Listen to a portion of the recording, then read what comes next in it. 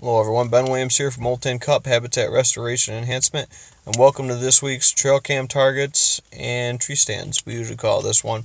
And I wanted to just talk on something. I've been seeing a lot of posts about people putting up maps, all kinds of stuff like that lately, and what can I do? Get this picture of this buck at night. Referring to the trail cam side of things. I just figured I'd throw together this little video. I'm out actually for a training today with my full-time job at FLCC. I'm down here at Cornell University for a couple seminars over the next couple days, staying with some family and a little bit north of Ithaca while I'm down here. And got me thinking about this topic for this targets, trail cams, and tree stands topic that I want to do on Tuesdays and Thursdays. So fits in perfect. So I want to talk about the trail cam side of things. Just because you're getting a buck at night, that buck might be using your property as part of his home range, but it might not be where he's going to be during daylight. And one of the ways you can fix that is limiting your pressure on the property potentially. It could be the fact that he doesn't have all the habitat requirements that he needs on a daily basis on your property. So you could manage the habitat. So there's a lot of different ways to go about doing that.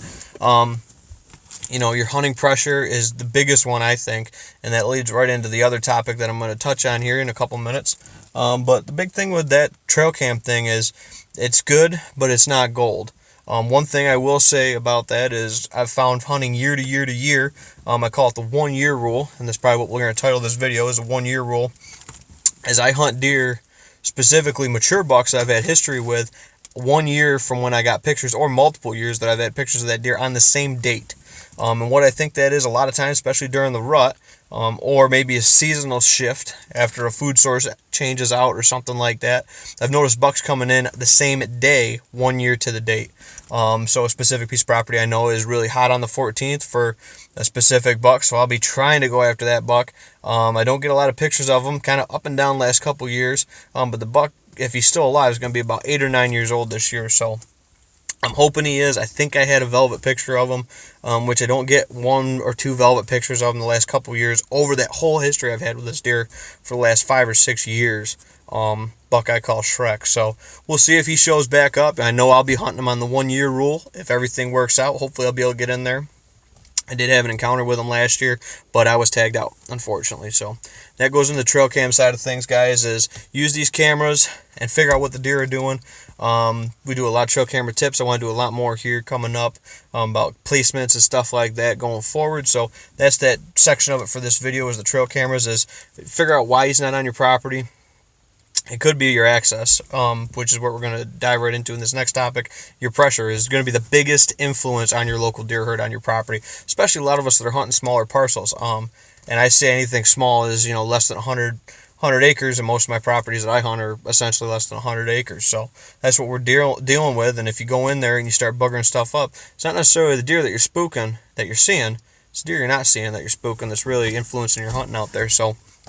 And then that boils directly into the next topic of tree stands for this video, is having good access to them, to and from, is huge. And that's where I see a lot of downfalls of properties, is we hunt a lot closer and a lot tighter to, might be camp, might be a road, might be a lot of things. But the reason that is because I don't want to put that extra pressure on a piece of property. I want to be in and out as quick and easy, quietly, keyword there is quiet too, as possible, and without leaving a lot of disturbance in the woods. So there's a lot of ways to do that, but I feel as the less is best approach, and then see what your different areas of a property are showing you.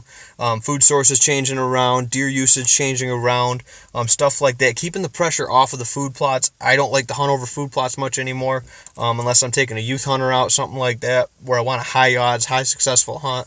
I'm probably going to be taking a youth out with either me and my dad, or just me, or just my dad. One of us will be taking a youth out this year, or two. So this is the big thing, guys, is don't pressure your ground and hunt the 1 year rule. If you got a specific deer you've been chasing for a couple years, look back at those old pictures.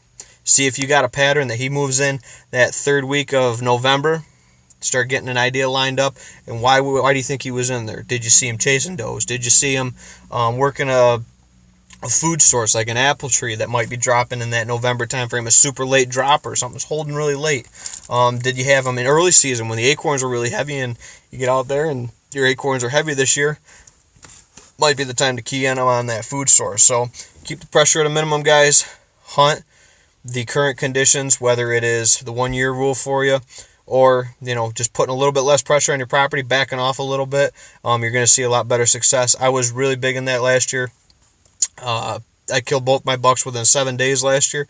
Actually, within 5 days. I killed both my bucks last year within 5 days of each other. Last week of bow season into that first day of first weekend of the regular season. So, guys, hunt it when it's right. And I wasn't putting pressure on those spots.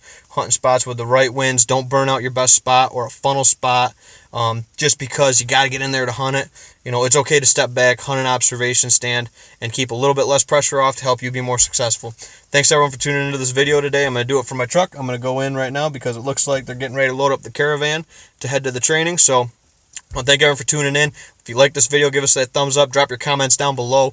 We'd love to hear from you about upcoming topics. But this is something that I saw and thought of, and while I was sitting here waiting, I figured I'd put it out there for you guys. So thanks everyone for tuning in. Again, like, share, comment, subscribe, all that good stuff. And I'll catch you all next time here in the field. Take care, guys.